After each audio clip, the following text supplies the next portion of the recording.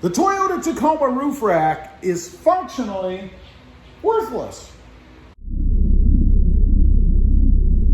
Well, good morning everybody and welcome back to Robmotive. If you're new here and you haven't subscribed yet, please consider smashing that subscribe button right now. So, is the Toyota Tacoma Roof Rack functionally useless? You notice I'm clarifying that, and I'll get to that in just a minute. Not too long ago, about a week ago or so, I installed the OEM Toyota roof rack on my Tacoma. Now, I really did it for one reason, and that was aesthetics. And my guess maybe two, in the unlikely event, I do have a bed, but in the unlikely event that I want to throw something up there for some reason, that I would be able to, because I like to be capable even if it's not something that I have any plans to use or maybe even have a need, but I still have the ability to do so if I want to. So I put this thing on, and that was an adventure too. The holes in the roof rack itself didn't exactly line up with the holes in the Tacoma. And if you're not familiar, underneath that weather stripping, that rubber strip that's up there, there are holes, pre-drilled and threaded, for you to just screw the bolts right into. And that's nice. I love that. The problem is they didn't line up. So I kind of had to enlarge a couple of the holes so that I could move the bolt, maybe 1/8 of an inch, something like that. it wasn't much, so that I could actually put the thing on. I did that, and after doing so, it really was fine. Would have been probably a, 15-minute install, having the holes in the right positions. But after I got it up, I discovered something else, and somebody had alerted me to this earlier, and that was the shark fin antenna for the satellite radio. They had told me that the back arm, the way this works, it has arms on the sides. They unhook and swing over. That's how you get a full square coverage, if you will, across the top of the Tacoma. When not in use, you just put them back like I have it stowed right now, and you're done. So anyway, on the back, there is a satellite shark fin antenna. And apparently, in all of Toyota's wisdom, they made some sort of a design change, I guess, with the 2020s. And they actually moved that shark fin forward. Let me show you what I'm talking about. The shark fin antenna is right there. You can see it sticking up there, right? Now, when you swing this arm across, you just unhook it from the front, you swing it across, and it's supposed to attach over there on the other side. The problem is it contacts that satellite or shark fin antenna. Now, in the unit itself, right in here on the other side, there are two holes that you can attach the top of the bar to, I guess. You're supposed to put it in the hole furthest back, but you can't do that because it simply will not go in because it has the shark fin antenna stopping it from pushing down. You can put it in the front hole, which I did, and it sits just barely on top of that shark fin antenna. Now, the problem with that is when you put any weight on it, it's going to push that center rod or bar down more. So you're going to put more pressure on that shark fin antenna, potentially even breaking it, who knows. I did notice that when I swung it back and it made that slight contact with the antenna, you could see the metal from the top of the roof push down just a little bit. You could see movement. So it did push it down, or it is tight enough that it pushed it down just a little bit. That's pushed. Now, not really a problem if you're not hauling a lot of weight. And that's the other worthless functional part, I think, about this roof rack. And that is, it only supports up to 100 pounds.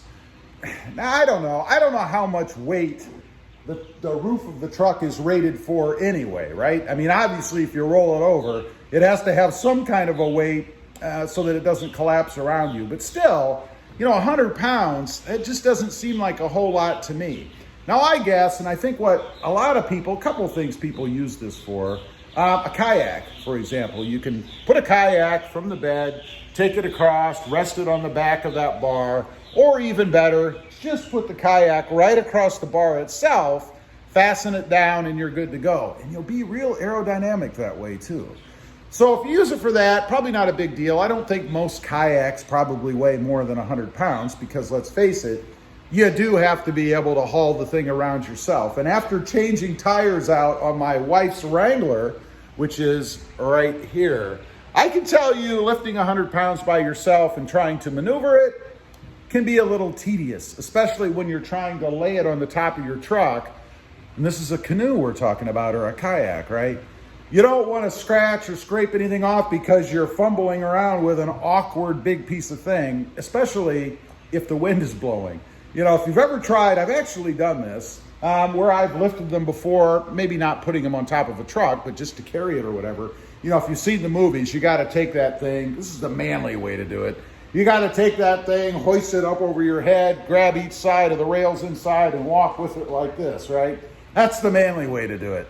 Unless it's windy outside. And then it's not really a smart way to do it. You don't look very manly when that thing's blowing you all over the place, right?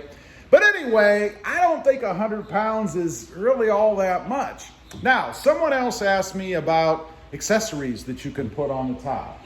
You know, there are no spots that I've noticed anyway that are designed to be able to tie down things or strap things down from the factory. I mean, you can run some sort of a tie down or something around the bar, of course, but I'm talking about something a little more sturdy, a little more stable, something that you can screw into, maybe fasten down to. I believe the Prinsu racks probably have that kind of capability, and they do have tons of different accessories for that particular product. And I think Prinsu probably has the market, right? I mean, I didn't go with the Prinsu because one, I didn't want to spend the money. I mean, this thing wasn't exactly expensive. And I didn't need anything that robust. And to be honest, I didn't really care for the front bar.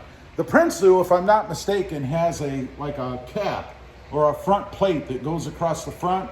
I didn't really want that. I wanted to maintain kind of what I think is a sleeker look, right? If you look down the truck, you just have those two areas on the sides, of course, and then open air in the front. I kind of dig that look. I like that. But let's face it, if you're going for functionality, you probably shouldn't be so concerned, right, about necessarily what it looks like. So in the end, you know, is the Toyota Tacoma Roof Rack functionally worthless?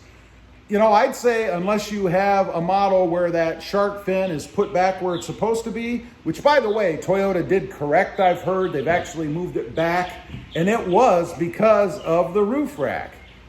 Who knows? But I'd say it probably is functionally worthless. Aesthetically, I got what I was looking for. I got the look that I wanted. It looks good. In a pinch, I could use it if I had to, but honestly, because of its contact with that shark fin antenna, I probably wouldn't.